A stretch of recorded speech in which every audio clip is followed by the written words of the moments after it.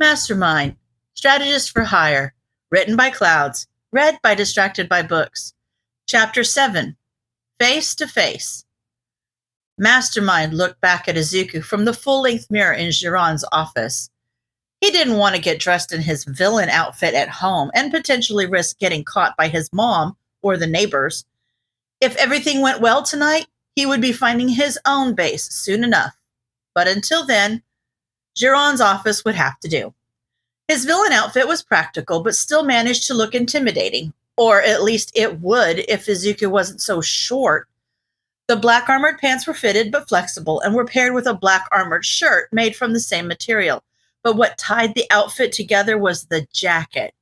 It was a dark green and had a hood he could pull up, his hair just peeking out from underneath it.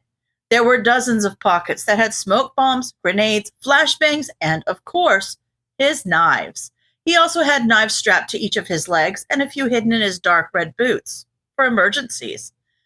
After a few months training with Toga, he was deadly with a knife, if not quite as good as his teacher. The last thing he put on was his mask. It was a solid black and covered his entire face below the nose.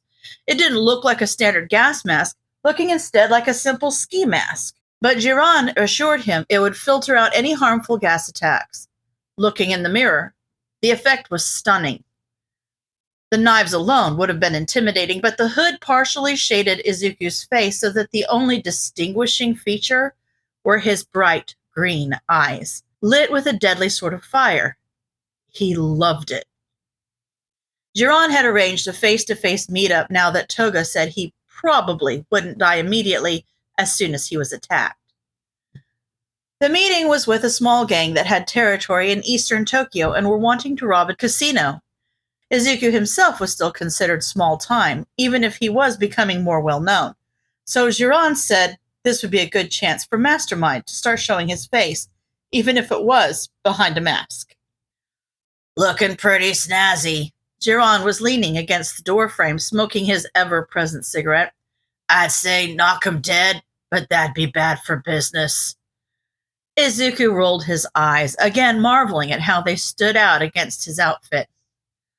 Let's go. The sooner we get this over with, the sooner I can pretend I'm not nervous. Giron chuckled but grabbed his keys. You're such a smart kid. I keep forgetting how new to the game you are. Normally it takes years for small fry like you to get to this point in their careers. Yeah, well, normally small fry don't make a living killing heroes. The drive to the warehouse was short, but maybe that was because there's not really any traffic at 2 o'clock in the morning. As they walked in, Giron and Mastermind were met with a dozen armed guards surrounding a man almost as big as Fat Gum, who was obviously the head honcho. Izuku immediately started analyzing, matching the people and quirks he saw to the research he'd done beforehand. The head honcho was sneering at him. Giron, I said I wanted to meet with Mastermind, not some kid who's still wearing diapers. What kind of joke are you trying to pull here? Giron just smirked. Izuku was fairly certain it was his default expression, but there was a possibility that he was genuinely amused by the situation. Yeah, I know he doesn't look like much, but I guarantee you he's the real deal. Apparently, you don't have to be tall to be smart. Izuku's nervousness was slowly morphing into anger and determination. If there was anything he was used to from his life before villainy, it was jerks who thought it was their right to look down on him. The head honcho had gone on a rant about Giron not taking him seriously and how he was powerful and blah, blah, blah. Izuku just sat down in the chair provided for him and spoke quietly, the determination in his voice and eyes passing for confidence in his words. Takumi Fujito, age 42, quirk, spines. You convert the fat in your body into spines that can be detached. However, they have a tendency to bleed when you do that, so you avoid detaching them if at all possible.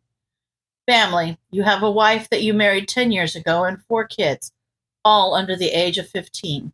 Your youngest just turned 6 last Wednesday. Congratulations, by the way. Weaknesses, your family, the dependence of your quirk on your previous fat stores, and the risk of blood loss if forced to use it in the wrong way. You also have a severe allergy to shellfish. Did I get anything wrong? The room had gone completely silent, and Izuku smiled innocently beneath his mask and looked directly at the head honcho, who gulped. So, Izuku said pleasantly, shall we begin?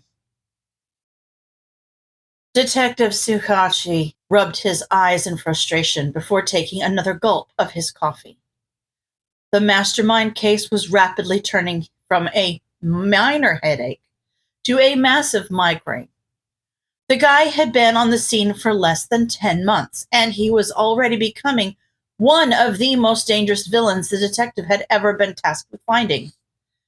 He looked at the file again, filled with whatever neatly written plans they had managed to confiscate from villains and a handful of blurry photographs pulled from security cameras at internet cafes. All the evidence pointed to one thing. Mastermind was a ghost. The police hadn't even known about his existence until months after his first murder, and it was the media who first caught on to the fact that all of the recent hero deaths were connected. The heroes and police hadn't even thought to check. Why would they? Each murder was committed by different people with different quirks, and there wasn't any signature connecting the deaths. It wasn't until Nedzu noticed that the villains committing the crimes weren't smart enough to pull off the kinds of heists they were doing that they began looking for a strategist rather than a serial killer. A strategist for hire. Looking at it now, it seemed obvious and simple. The murders were only possible because there was some genius pulling the strings from behind, making sure that the villains knew every possible weakness and how to exploit it. Nedzu was anxious to catch Mastermind, mostly because he wanted an intellectual equal to play chess with, but Tsukachi wanted to catch him because the more his influence grew, the more dangerous he became. The only comforting fact about the entire case was that Mastermind never agreed to in-person meetups, which limited his influence considerably. If the police and heroes could catch him before he got up the courage to show his face, then they might be able to nip this in the bud. But Mastermind was starting to change his MO, and that made Tsukachi nervous. For a long time, Mastermind had used internet cafes to communicate with the villains who hired him, which had been the only solid lead the police could get on the guy, as thin as it was. He had been caught on camera multiple times, but always kept his hood up and seemed to know where the cameras were placed. So they still had no idea what he really looked like. Tsukachi and Sansa had gone to interview employees at the various cafes, but because they didn't know about Mastermind until several months after he became active, it had been too long for most to remember a random guy in a hoodie. The only thing they had to show for the interviews was one clerk who remembered a young man with green hair, but even he admitted it could have been black, and the harsh fluorescent lights were just messing with his eyes. In short, they still had nothing, but were tracking any suspicious activity at dozens of internet cafes in the city. And then he stopped using them. The crimes continued, accelerated even, but there was no physical sign of Mastermind anywhere. Tsukachi and the rest of the police could only guess that he had either bought some sort of untraceable tech or he had figured out how to build it himself. Either way, their most solid lead had gone cold, and they were back to where they started. Well, almost. At least they knew the guy existed now. A slight movement in the corner of his eye made Tsukachi reflexively drop the file and reach for his gun. Hey now, I didn't think I was that quiet. Tsukachi curbed his panic for long enough to recognize the long white scarf, tangled hair, and tired eyes of the hero in front of him. He sighed in relief. Eraser!